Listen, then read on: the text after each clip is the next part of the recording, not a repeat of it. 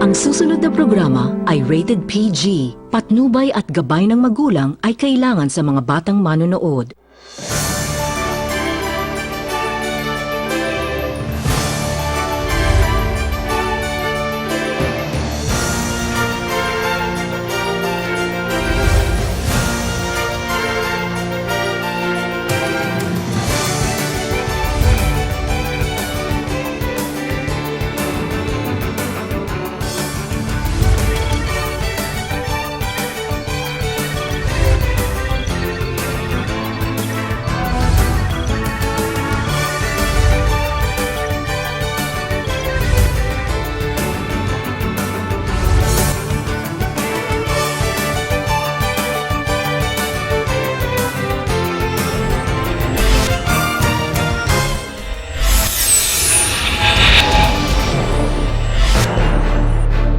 Sargen maing gabi, kini ang CROSSTALK.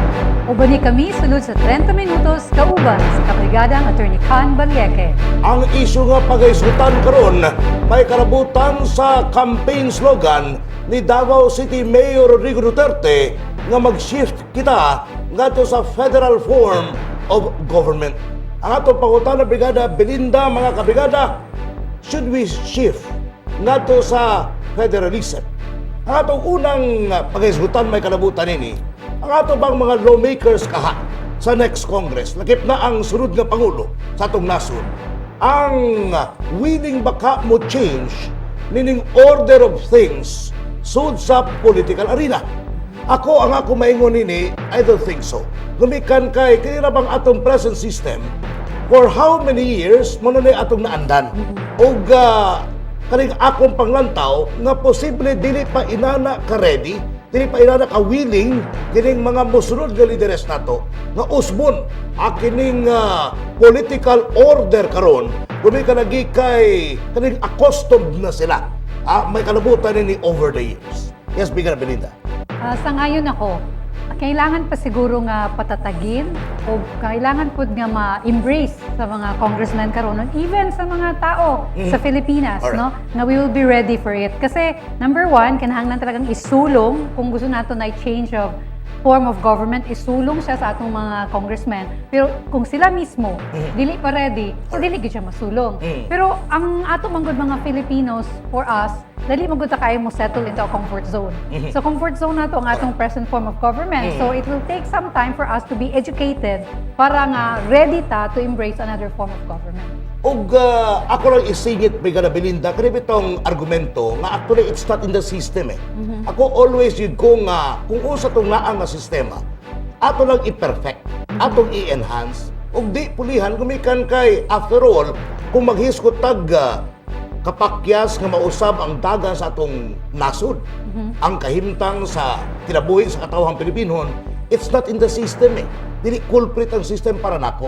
Gumikan kay ang importante kung katong kind of leaders that we have. Halimbawa, ang atong mga leaders, katong mga visionary, ang mga leader, katong mga leader nga graft-free, ngang ilang katuyuan yun magsilbi ngadto sa taong bayan. Sa tuwa pa, what ay problema, whatever system we have, magsilbi yun ni o mamahimong makapabor kitang katawan. Mo-deviate lang ko gamay, Okay. Attorney Alright. Khan. Ang nakita magud nako is ang gusto lalo na ni Mayor Duterte na advocate, di ba? Alright. Si Dr. Abueva nga UP president in the past, advocate sad. So mga advocates sila sa federalism, ang ilang magong gusto is dalhon daw ang gobyerno paduol sa mga katawhan. Alright. So bring the decision makers near the people they serve.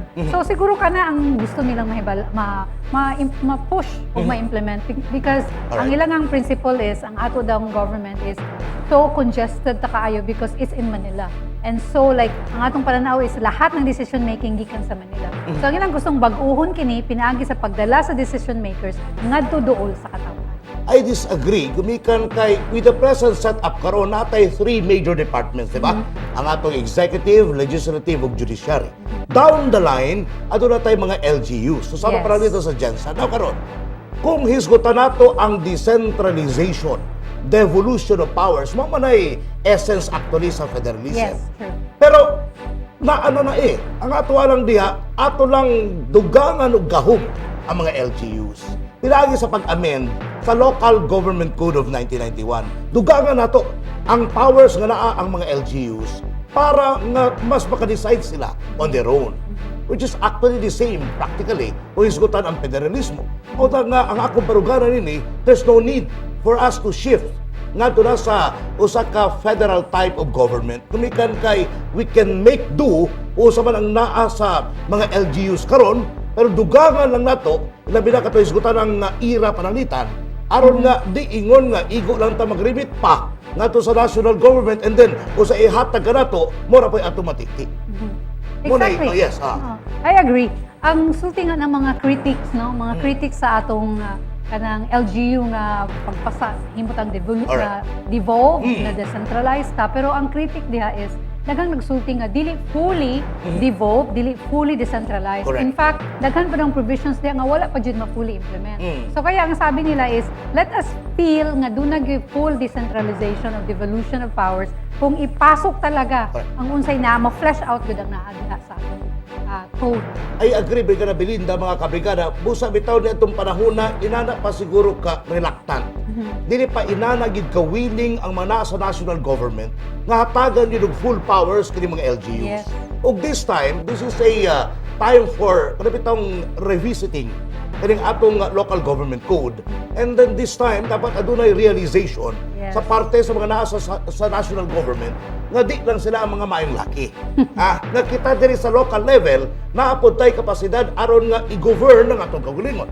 Ang ato lang gikinahanglan dugang powers under the law para nga mas makalihok pa ang mga LGUs. I agree. Ang local government code kailangan gyud i-flesh out ug ma-feel gyud sa mga tao dinhi sa, for example, sa General Santos City, ma-feel gyud nato nga doon natay sariling powers to govern ourselves.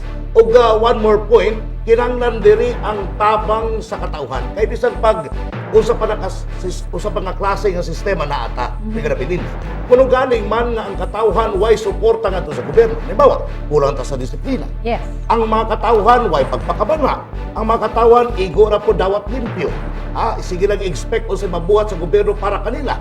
Without kanabitong thinking unsa ilang mag-contribute ngadto na sa pagpadagan sa atong gobyerno. O kani mga law-abiding dapat ang atong mga igsunan. Mao ni atong gikinahanglan ug mao ni ang atong suporta ngadto sa mga lideres nga in town unta mapili nato nga rightly this time para nga makabaton kitag lideres nga ang ilang ginahuna-huna mao ang pagpalambo gid sa nasod Pilipinas ug dili ang pagpalambo sa ilang kaugalingong mga bulsa. That's true. Attorney Kan, ang magudang ako nakita sa mga Filipinos ba? We always blame government. Alright. Whatever happens to the country, maskin may Yolanda pa na siya, maskin earthquake pa, maskin huwaw pa, pura problema tanan nga because of government. Dili man tanan ang makasulbad ng gobyerno. Kaya nga, government for the people, by the people, and of the people. Correct. Because we have to be involved. The citizenry has to be involved. Kasi dili tanan masulbad sa gobyerno. Kaya kailangan kita mga tao, we have to be involved in governance. Na kita ba natay pagtanaw kung sakto ba ang pagdumala ato magong attitude is magulat na eleksyon. Pantay lang na sa eleksyon. Ako gina siyang i-kick out. Pero that's too long a process. Magulat pa kag 3 years. So in the start, pag-start pa lang sa leadership sa mga bagong opisyales, kailangan involved kita. And then we speak out our minds. Para mahibalaan nila if we are happy with their performance and they should be made accountable. Hindi na sila pagkukulang sa publiko. Under this talking point, isigitan nako ang financial requirement piti na lima kung pananglitan mag-shift kita nga to sa federal form of government. Gasto ni para sa gobyerno. Ug I can just but imagine pila ka federal states ang atong mugnaon. Yes. Sa tibok Pilipinas, mabitaw nga di nalim ni nga pondo nga atong kwaon sa kaban sa gobyerno. So ang pangutana karon, is this worth spending? Akining maong proposal tumikan kay kanilaging ginaingon nga system for all these years tested na. Kani ba ibaylo nato sa usa ka sistema kunin mo gasto kita and wa may kasiguruhan after all kung ato bang ma-implementa rightly para it can work for us. Alright. On another point, kini nga mao nga proposal natural manginahanglan og pag-amenda sa atong batakang balaod kining shift ngadto sa federal form of government. Sa to pa kinahanglan og charter change Yes. or chatcha nga ginatawag. Ang atong pangutana may kalabutan ini. Di ba ka, nga kung palangitan magkatsatsya para nga makashift kita nga doon sa federalism, pasig kining atong konstitusyon, maabliun niya sa walay limit ang mga changes. Ilabi na kay naarabay mga isgutanan, mga provisiones sa atong batakang balaod na dapat magpabilin eh. Okay, ako isingit. Kini nga mao nga isgutanan, ay ako gaduda ko eh, nga kaning Pandora's box sa unlimited changes unya sa atong batakang balaod. Pasig may tabo. Palamitan, isite na to Brigada Belinda, kaning sa una pag ginaswayan nga pag-usab, kining term limit provisions. Buot wag tangon sa pipila ka mga magbabalaod nato. Halimbawa, ang presidente, 6 years lang ang term. Yes. 1 term only, no re-election. Ang senador, 6 years ang usa ka term, 2 consecutive years lang. Pwede. Ang local officials, 3 years. Okay? And then, 3 consecutive terms naman. Apil diya ang Kamara or miyembro sa Kamara de Representante. Now, karon, na ay mga hilabtunon og kamot, mga balahibo og kamot. Na gusto gyud manghilabot niya na gumikan kay gusto nila i-perpetuate ilang kagulingon ngadto sa gahom. I'm worried na kung isingit nato ang federalism, pasig isingit po nila ang pagwagtang ining term limit provisions. Hopefully not. Alright. Kasi sa akong mga nabasa, gisulti dito nga hati daw ang Filipinos sa constitutional change. Alright. Okay. Nga sa panahon ni Gloria Macapagal Arroyo, we were all allergic, di ba? Dili gyud ka gusto nga mutaas pa ang iyang paglingkod sa gahom. Mao na nga ang mga tao at that time very allergic to any move to amend the constitution. And that time nakita nako, nabasa nako ang statistics is 42% lang sa Filipinos ang murag in approval, no? And support apan the rest dili gid sila gusto pa. Pero Attorney Can, na-change naman karon, doon naman na may pagkabaguhan sa leadership. Wala kabalong pwedeng ma-open ang ilang mind about it, di ba? Tungod kay nakita nila karon nga uy, doon ay mga pagkabaguhan gihimo like President Aquino now. Daghan man siya mga critics pero nakita na ko nga iyag yung gibot paningkamutan nga ma-implement ang damo with, no? It may not be perfect like you said because lahat naman ng leadership hindi perfect, pero nakita na to daghan siya gihimo nga talagang i-limpyuhon ang gobyerno. So pwedeng maging open sila. Yun lang, kailangan talagang may safeguard nga dili maabrihan tanan nga pwedeng manghilabot ang uban nga iba ang kanilang motive sa pag-open sa Constitution for change. Ako, with due respect pero gagaduda ako eh. Umikan kay anything goes na mangguna. Yes. Basta kay ablihan na, hisgutan na ang pag-usap sa atong batakang balaod. Ug always yun, naagi pipila nga ang vested interest nila ang mag-prevail. Ug sa pikas bahay na may hisgutan ng economic provisions. Pero Brigada Belinda, mga kabrigada, adunay mga provisiones sa atong batakang balaod under Article 12 kaning National Economy and Patrimony ng mga provisiones. Nga kundiin, adunay pagpabor ngadto sa katawhang Pilipino. Halimbawa, kaning pagpanag-iyag yuta. Under sa atong batakang balaod karon, dili pwede man nag-iyag yuta ang aliens or foreigners.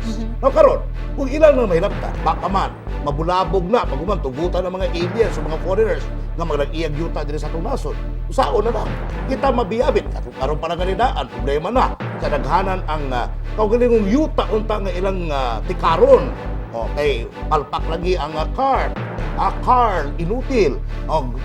Nagapoy mga loopholes naghanan. Mabitaw nga, ako kakabalaka, labi na kaning equity po sa mga domestic corporations. 60-40. Now karon, kung himong 80-20, basig mabali na. Basig pabor na nga to sa mga foreigners, muna nga appeal posible sa mahilabtan. Mabitaw ako, medyo karipitong wala ba ingon nga dili ta gasalig sa ilaha, pero katuwa lang basig adunay posibilidad ba nga masingit kini in the guise of karipitong pagduso lamang anining federalism. Okay. Attorney Can, ang akong nabasahan sad nga sa mga literature nga akong gibasa. Nagsulti sad nga kung kita daw mo advocate for federalism, no? Kaya di ba ang federalism is a political system nga nag-bind a group of smaller states into a larger state, superior state na non-centralized, while kaning smaller states mo maintain sa ilang political identity. Just like that of the US. Yes. Pero nagdisulti daw dito nga kung daw ang mga tao kita mo advocate of federal form of government nya maduol ang gobyerno sa atoa, then kita daw mismo karon na mo decide nga we will choose the right leaders. Because if we choose the right leaders now, then we will see nga ang atong bagong form of government, just in case we support it, talagang magdala og benepisyo ka natong tanan.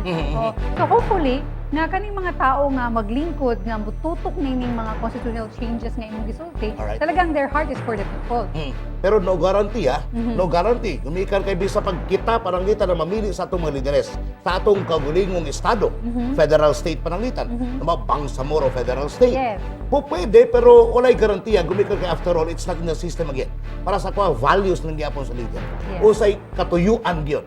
Kung ang iya labang kasing-kasing pabor nga to sa katawhan or ang ilang purpose para nga makasapi, pananglitan, para nga mas madunahan sila or for power, kay para nga maka-impluensya unya nga to sa uban, para nga economically sila ang makabenepisyo. Mao na ang problema ug naging mga probisyones sa atong batang kamalaod nga posible may labtan. Labi na kaning pagpanagyuta. Ako kakahadlok kay ganabininta. Nga basig magmata na lang tag morning mga kabrigada. Nga kita mga squatters na atong kagulingong nasa. And that is very sad. Yeah, of course. Dili ta mo dawat niya. All right. Dili. On another point, with respect meaning atong ginisgutan, again mga kabrigada, kini may kalabutan sa proposal, campaign slogan ani Digong Duterte nga mag-shift kita nga to sa federalism. Another talking point with respect to this, tribang kitang katawhang Pilipino, are we that politically mature and aware already? Para nga kung naan ang federalism, maka-adapt kita nini. What do you say, Brigada? Ang akong pananaw, kasi attorney kan, bata pa lang po, Alright. ang kanila nang sinasabi ay, ang mga Filipinos are not politically mature. Kunya, tigulang naman ko. So I would say nga politically mature na. Alright. Kasi, you mean to say na all these years, wala kita ni mature. Walang improvement, Oo. So I say nga, kita politically mature na. Yun lang, we just need the right leaders. Importante man good, critical kayo ang pagpili sa leader. Because diba, if we have the right leader, we follow him. Alright. But if we don't have the right leader, whatever he says, we will never follow. Muna, kinahanglan nga gyud kita magmata na. And we get involved in governance. Alright. I say otherwise, again with due respect, kumikan kay daghanan pa kanato sa millions of Filipinos. Ang wa manggani kaintindi sa how the government operates now Yes. under the present system. Halimbawa, hisgutan ng how a bill becomes a law. Yes. Bisan pag iposta na ako ni akong liog, daghan gyud ang wa kaintindi nila. Basic thing about our government. As simple as that. How a bill becomes a law. What's the procedure? Alright? O pananglitan, ira. Hindi na may nakaintindihan ang ira. Okay? O uban pang hisgutanan, pananglitan, sandigan bayan, usara siya. Diba? Pinana lang ka mga basic, wa man gani kaintindi, wa man gani kay palo ang atong katawhan. Again, with due respect. Kato pa, unsa nang kaha, kung pananglitan mag-shift kita, nato sa usa ka bag-ong forma sa gobyerno, nga para kanato karon para nato ma-encounter. Gumikan kay ever since wa magyud ni. Mabitaw ako kung pananglitan man hisgutan kining pag-shift ngadto sa federalism. Ako gakahadlok nga basig wa tay kapasidad nga i-embrace kini ug magamit nato pabor kanato. Gumikan lagi kay di ta ready sa hisgutan ng political awareness and maturity. Precisely. Alright. Kaya ang sinasabi ko nga is, kitang tanan, mga Filipinos in general, wala gid tayo involvement sa governance. Alright. Kasi like you said, kung involved lang ta sa governance, katong gisulti ni Attorney Kan nga dapat kabaluta sa mga basics. Ira, di ba? Kunya unsaon pag lampo gikan sa bill, paingon sa balaod. Correct. Wala tayo ni knowledge niya na, which is really true. That's a slap on the face of many educated people. Correct. Pero kaya nga hindi tayo na-educate niya na tungod kay we do not want to be involved in governance. Kaya ang ato manggod gobyerno sila ra. Ang ato lang is may problema ang gobyerno, let's blame them. Alright. So it's about time we wake up to the reality nga governance is not only about people sitting in government, it's about us, the people govern. Yeah. Dapat mo step up ta. No? Yes. In other words, kumikan kay kining shift to federalism, this requires a very high level Yes. of political awareness and maturity. Correct. O hinaot punta nga kita makapas. O makaya nato ang challenges along the way. Yes. Kung galing man nga eventually, mauna ni ang atong gakson ang forma sa paggobyerno. Kinahanglang ma-ready ta. What if the president who advocates federalism will win? Correct. Kung mudaog siya. Oh, si Digong. Oh! O dili layo ang probabilidad, Ang iya bang unang isulong kay constitutional change Yan. to advocate for, to move for federalism. Yeah. Oo. Gawas atong iyang saad nga within 3 to 6 months. Limpyo iyang hon. magtangon ang corruption o illegal Yes, drugs. oo. Which I highly doubt. Okay. Alright. One last point with respect to this. Kani itong pag-shift na to, pag-gakos na to sa bagong forma sa gobyerno, kaning federalismo. Di kaingon nga basig mosamot pa ang disunity, ang divisiveness among us. Brigada Belinda. Sana hindi.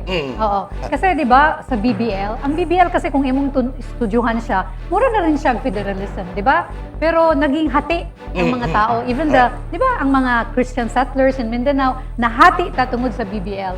So there is a possibility nga mahati po ta because of this federalism. Pero kung maayo lang siguro nila pagpresenta, niya dunay mga focus group discussions, mga caucuses, siguro maintindihan ng tao. But yun nga ang sinasabi mo, kinahanglan ma-raise ang atong level of education and acceptance of some things that will change. Ang ako lang manggod ni Attorney Can is kung mudaog talaga ang usa ka presidentiable nga talagang nag-lobby or advocate for this, kinahanglan talaga ma-ready ang Filipino people. Kung mudaog siya. Pero kung dili, then we'll have the same form of government. Isigit na kong isgutanan bitaw may kalabutan ning usa ka value nga naa kita nga mga Pilipino. Karing tayo-tayo attitude bitaw. Tribalistic, Yes. regionalistic tendencies. Mo ni ang akong ginakadlukan. Nga basig ma-aggravate. Kuno galing man nga atong gakso ng federalismo. Ano man, gumikan kay kanya-kanya ganing daan. Now karon, ang concept man sa federalism, there are states, small states, within a state. Yes. Mawala siya ang concept. Now karon, kung kita divided ng daan with all the different languages, all the different cultures, nga mo na nag-divide sa tuwa. Sa to pa kung naapay inani nga concept, halimbawa, okay, Bangsamoro Federal State, you're on your own, okay? Here comes another, lain na po. Southern Mindanao. Oh, di ba? Sa to pa, lain-lain siya, mo na makapasamot unya kapag divide ng daan nato given the things that I mentioned.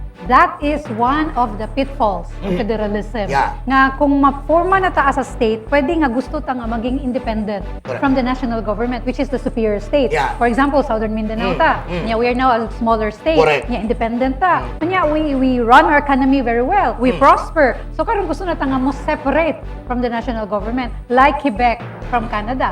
Di ba? Like another place in Spain na gusto nilang maging independent from the national government. Isa talaga yan siya sa mga pitfalls. Og Brigada Belinda, sunduton ako na, pinagi sa pag-ingon, sa pagbuhi bitaw sa original nga kagustuhan sa MLF. Kabalo ba mo? Nga dili kini nga mao nga Bangsamoro political entity ang kagustuhan yun. Yes. Sa katong namatay bitaw nga original chairman sa MLF. Ang gusto gid nila separate state. O karon, kung palunitan mamugna ang Bangsamoro Federal State. Di ba kaingon mabuhi katong ilang original nga kagustuhan nga musiak yun. O mumugna gyud og kaugalingon dili within a state. Yes. Just like halimbawa, national government sa US. Mao na ako ginakadlukan. Kusay garantiya unya. And then pananglitan, Bangsamoro Federal State. Now karon na mga sakop, di ba? Now, ayo kung ingna nga katong uban nga naa diri sa Mindanao nga mga rehiyon nga buot usab nga magmugna og kaugalingong federal state. Yes. Di ba kaingon manag-ilog kita? Ini mga lugar nga masakop unya sa Bangsamoro Federal State. Di ba kaingon ang Mindanao manag-away ninunta gumikan lamang sa kung kinsa bagyo o sa mga lugar ang masakop sa usa ka federal state. Yes. Mo na problema. Ang territories. Possible, yes, Diba? mayagaw ta. Oh. O basig magpatay nun ta. Gumikan kay, dapat sakop na po ni. Gumikan kay, muli ang mga rich in natural resources. All of those is gutanan. Kaya mga requirements ba sa federalism, kailangan may basic law. Correct. May sariling constitution, di ba? Kanya ang pag-divide sa Yeah. mga jurisdiction, sa mga places na Alright. masakop.